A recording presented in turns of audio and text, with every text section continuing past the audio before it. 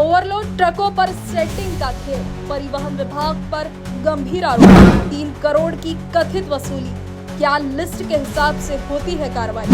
RTO की मौजूदगी फिर भी ओवरलोड ट्रक बैकऑफ, कार्रवाई पर उठे सवाल। ओवरलोड ट्रकों पर कार्रवाई के बजाय कथित सेटिंग का आरोप, ग्रामीणों से ट्रांसपोर्टरों तक उठे सवाल।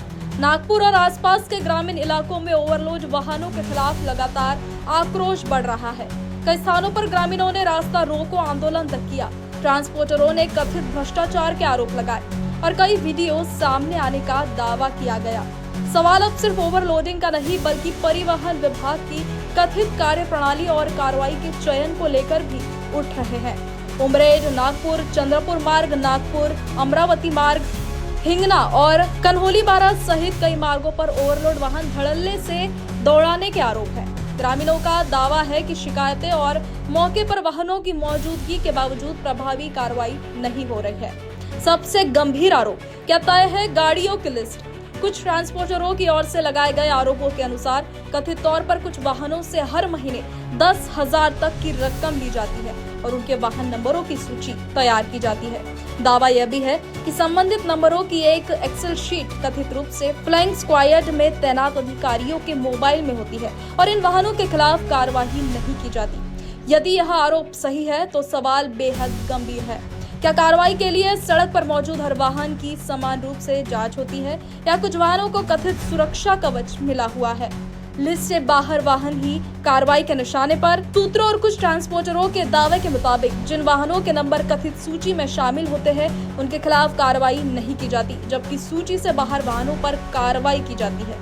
अभी 2 दिन पहले नागपुर शहर आरटीओ के अंतर्गत आने वाले कुछ अधिकारियों ने ट्रेलर चालक से जबरन वसूली की कोशिश की। सभी दस्तावेज ठीक होने के बाद भी उससे पैसे मांगे गए तो उसने गुस्से में आकर ट्रेलर को आड़ा कर खड़ा कर दिया, जिससे समृद्धि महामार्ग 3 घंटे तक बंद रहा। यह घटना न सिर्फ सामान्य ड्राइवर की दिक्कत है बल्कि नागपुर परिवहन विभाग के बेशर्मी भरे भ्रष्टाचार की भी पोल खोलती है। इन आरोपों की स्वतंत्र और निष्पक्ष जांच बेहद जरूरी है, क्योंकि यदि किसी वाहन को ओवरलोडिंग की जांच से जानबूझकर बाहर रखा जाता है तो यह केवल यातायात नियमों का मामला नहीं रह जाता। यह सड़क सुरक्षा, सरकारी राजस्व और कानून के समान अनुपालन से जुड़ा गंभीर प्रश्न बन जाता है। सवाल और भी बड़ा है, अगर किसी वाहन की नियमित जांच ही नहीं होती तो यह कैसे सुनिश्चित किया जाएगा कि उसमें केवल वैध माल ही परिवहन किया जा रहा है? ओवरलोडिंग के साथ साथ अवैध माल, नशीले पदार्थ या अन्य प्रतिबंधित सामग्री की आशंका को जांच के बिना खारिज भी नहीं किया जा सकता। इसलिए सवाल यही नहीं कि कौन सी गाड़ी ओवरलोड है, सवाल यह है कि क्या हर गाड़ी की जांच समान तरीके से हो रही है। फ्लाइंग स्क्वाड में बार बार वही अधिकारी क्यों? एक और गंभीर सवाल फ्लाइंग स्क्वाड की ड्यूटी को लेकर भी उठ रहा है। आरोप है कि रोटेशन के बजाय कुछ चुनिंदा अधिकारियों की ड्यूटी बार बार फ्लाइंग स्क्वाड में लगाई जाती है। यदि ऐसा है तो ड्यूटी लगाने की प्रक्रिया क्या है?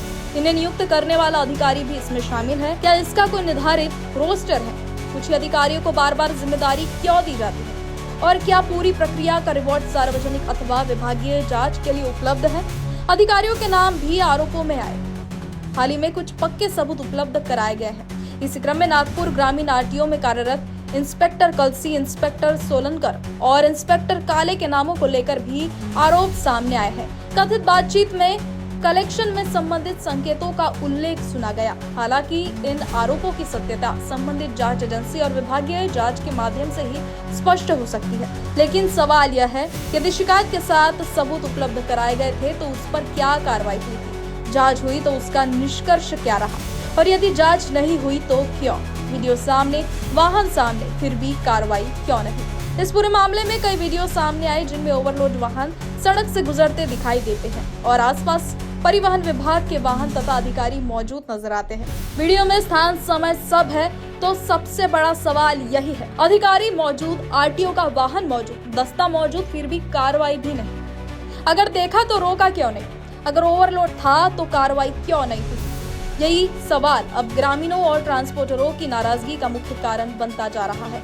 रुपए 10,000 प्रति वाहन का कथित खेल, खतरनाक दावा। लगभग 3,000 वाहनों से कथित तौर पर 10,000 प्रति माह लिया जाता है। इस दावे के अनुसार रकम लगभग 3 करोड़ प्रति माह बैठती है, लेकिन यह आरोपित सूत्र आधारित आंकड़ा है जिसकी स्वतंत्र जांच और आधिकारिक पुष्टि अभी आवश्यक है। फिर भी सवाल बेहद बड़ा है कि इतने बड़े स्तर पर कथित वसूली का कोई नेटवर्क चल रहा है, कौन रकम लेता है, किसके माध्यम से रकम पहुंचती है, किस स्तर पर उसका बंटवारा होता है और क्या विभाग के वरिष्ठ अधिकारियों को इसकी जानकारी मिली। कुछ ट्रांसपोर्टरों की ओर से यह भी आरोप लगाया गया कि कथित रूप से कुछ दलाल अलग अलग ट्रांसपोर्टरों से कार्रवाई नहीं करने के नाम पर रकम लेते हैं।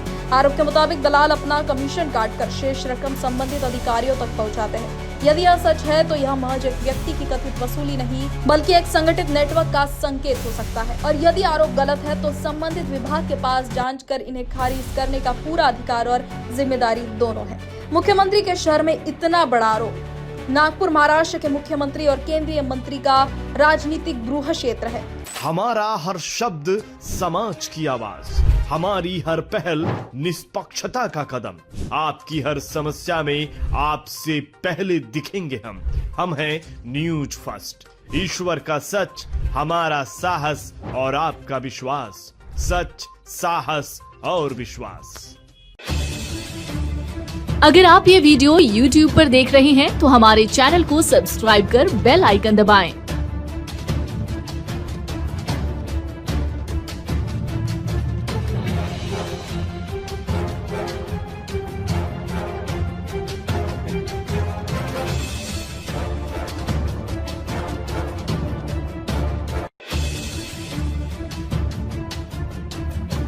और Facebook पर देख रहे हैं तो हमारे पेज को लाइक करें।